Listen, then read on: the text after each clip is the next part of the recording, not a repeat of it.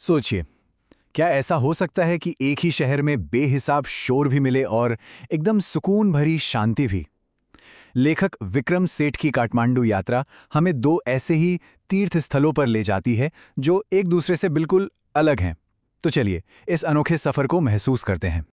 और पता है, यही कॉन्ट्रास्ट, यही विरोधाभास काठमांडू की पहचान है।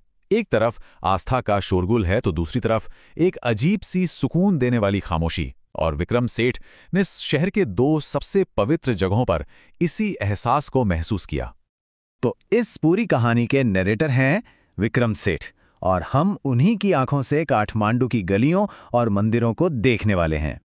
तो चलिए, हमारी पहली डेस्टिनेशन है पशुपतिनाथ मंदिर। और यहाँ का माहौल कह सकते हैं कि हलचल और अफरा तफरी से भरा हुआ है। यहाँ का माहौल ना सच में बहुत इंटेंस है। मतलब एक तरफ तो पवित्र पूजा पाठ चल रहा है और ठीक उसी वक्त दूसरी तरफ दुनियादारी के झगड़े भी हो रहे हैं। सोचिए, पूजा की घंटियों के साथ साथ बंदरों की चीखें गूंज रही हैं, मंदिर में एंट्री को लेकर बहस हो रही है, और तो और पवित्र बागमती नदी में चढ़ावे से गंदगी फैल रही है। ये सब कुछ एक ही जगह पर एक ही साथ हो रहा है। चलिए, अब इस शोर शराबे और उथल पुथल से बाहर निकलते हैं और एक बिल्कुल ही अलग दुनिया में चलते हैं।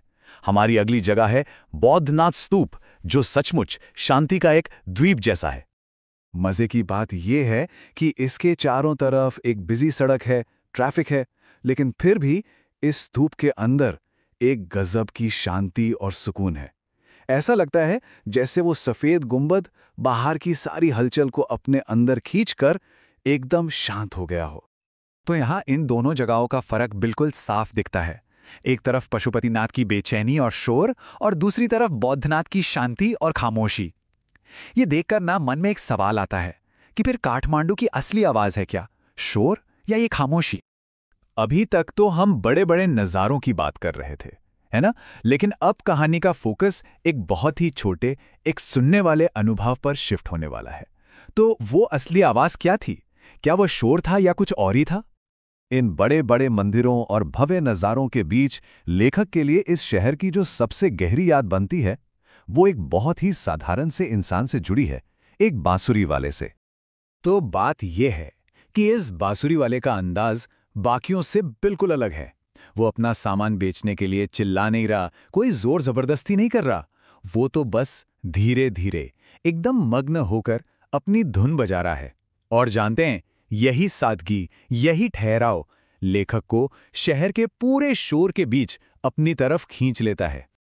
और इसी एक साधारण सी धुन से एक बहुत ही गहरा फिलोसॉफिकल सा रियलाइजेशन होता है, एक ऐसा एहसास जो म्यूजिक के नेचर के बारे में है। और वो रियलाइजेशन क्या है कि बांसुरी की आवाज दुनिया की सभी आवाजों में सबसे यूनिवर्सल भी है और सबसे पर्टिकुलर भी।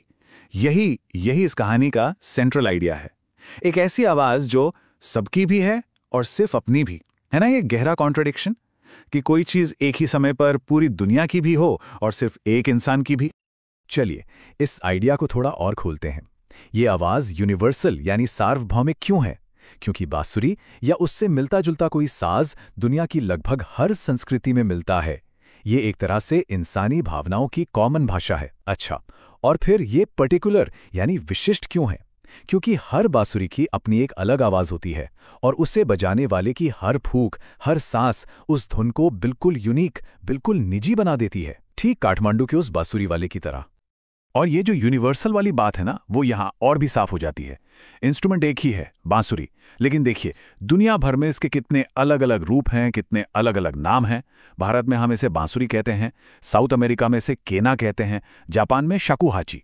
ये इस बात का सबसे बड़ा सबूत है कि म्यूजिक की कोई सरहदें नहीं होती।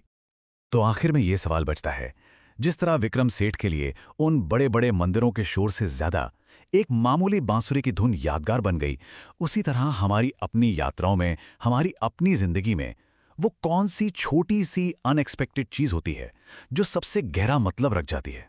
सोचने वाली बात है।